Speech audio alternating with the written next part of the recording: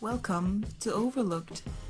This is a fashion channel where my two friends and I try to figure out how to maintain our individual styles whilst keeping them as sustainable and accessible as possible.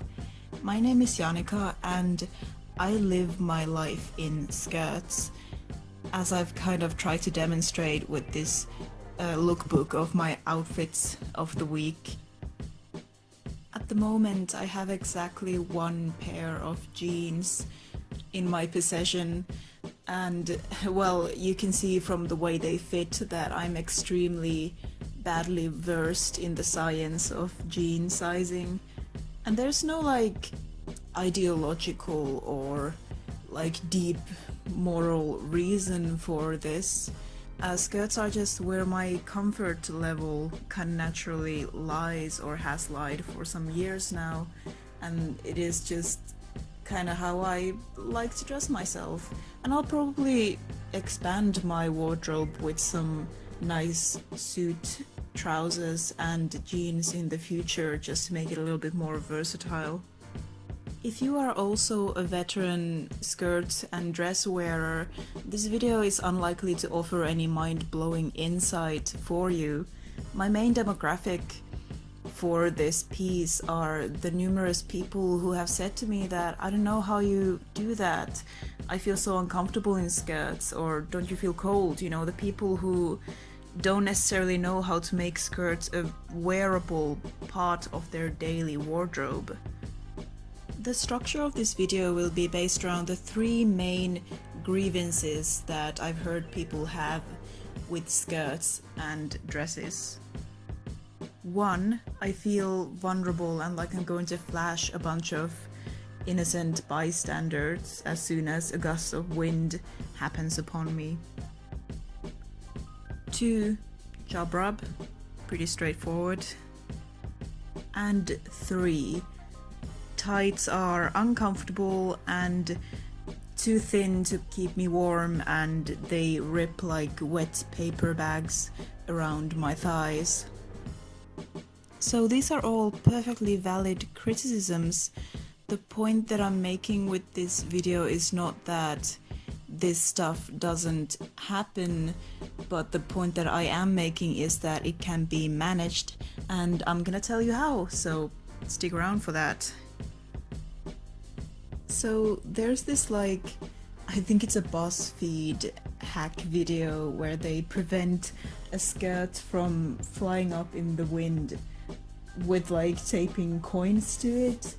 We're just gonna be focusing on solutions that actual human beings might want to utilize. So obviously there are materials and cuts that will be impervious to wind, such as pencil skirts and jean skirts. But truthfully, I will always love a good circle skirt. Now, if you went to school in a place that has school uniforms, you probably know this already, but if you're just standing straight and your hands are hanging at your sides, if your skirt hem is below the tips of your finger, that, as a general rule of thumb, means that the skirt is not going to expose you when you bend over. Now, does that mean that skirts that don't quite pass this test should be thrown out? Fuck no, of course not. What is this, the 19th century? Absolutely not. Now, this is really obvious, to a point where it is laughable, but here's the thing, I just wear shorts. I'm always wearing shorts under my skirts. That's it, that's literally it. I feel really comfortable, my tights don't slip down. It's really quite psychological in a way what it does to your confidence, knowing that no matter what happens, nobody can ever see your underwear. I've just cut up old biking shorts, but I don't know, if you're a fancy bitch, you could get one of those Lolita bloomers. You know, the sky's the limit, the world is your oyster. While we are on the topic of feeling uncomfortable, some skirts, especially longer ones, do this thing where they just kind of get caught on your thighs or your tights as you're walking, like bunching up weirdly, and then you end up tucking on it to make it fall down nicely, and it's really annoying. Now, the simple solution to that is the fact that slips used to exist for a reason. Like, it's made out of slippery fabric that is going to it's going to work as a barrier between your thighs and the skirt so that it falls down neatly and you get to feel romantic and old-fashioned also when you're wearing it, so that's a bonus. There are so many articles about how to avoid job rub. If you don't know what that is, basically just like when your thighs are rubbing against each other and that creates friction, Jesus Christ, and that makes you uncomfortable. Now, I'll be honest, I don't have this problem because I'm always wearing either shorts or tights underneath my skirts, so I don't really even worry about that. But like, again, there are so many things that you could do. Lush has a special thing specifically for job rub. You could do coconut oil, you could do baby powder, like just try out different things. You could carry a roll-on deodorant with you and use that. Like, there are ways to cope with it, certainly. Now, onto the issue of tights/stockings. Now, I'll be honest, I don't get it when people say that tights are uncomfortable. Like, it's stretchy, soft material, like, how does it get any more comfortable than that? But I'm going to hypothesize that if you feel uncomfortable in tights, it's probably a problem of them slipping down on you, in which case, see our previous discussion on shorts. Or maybe you're wearing really thin tights, which is something that I don't usually do. The denier count that I like to go for when I'm shopping for tights is 40, because it's at that sweet spot where it's not hot when it's warm outside, but it's still, to me at least, warm enough when it's cold outside. And that's another thing, I think people overestimate the amount of coldness that you're gonna feel when you're wearing tights and a dress outside during the winter months, because I never feel like that. The wind is usually not quite flush to the ground, if you know what I mean. Like, it's your upper half that you will want to protect. Back when I was living in Finland during the actually cold, like, it hurts my lungs when I'm breathing outside cold months, I would just layer my tights.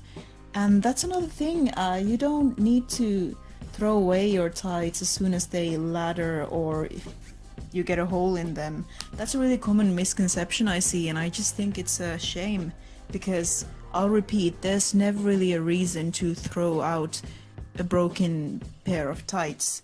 Layering black tights that have holes on them is really good because you can't see the holes unless they happen to be at the exact same place, but that's very unlikely. So I just save my broken tights for the winter months, and when they are in absolute tatters, I turn them into these like hair donut thingies that I wrap my hair around so I can curl it overnight. This is a very shoddy demonstration because usually I would use pins and also have my hair be a little bit damp so that it wraps around it better. And then maybe like wrap a hair scarf on overnight so that it all stays in place. But yeah, you get the general idea, I hope.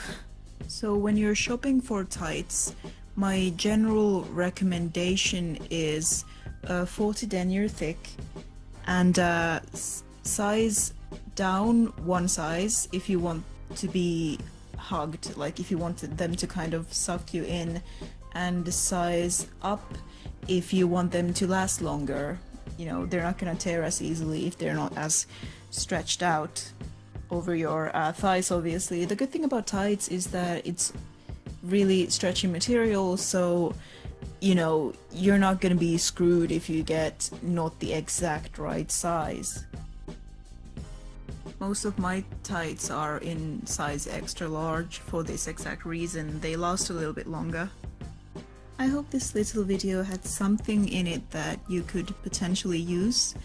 Last week Laura made a really good video about wearing every piece in her wardrobe. I'm really looking forward to seeing the other parts of that series. And next week Nora is going to make a video about color blocking outfits. So look forward to that, and look forward to seeing me again in a couple of weeks. Thank you so much for watching. Bye!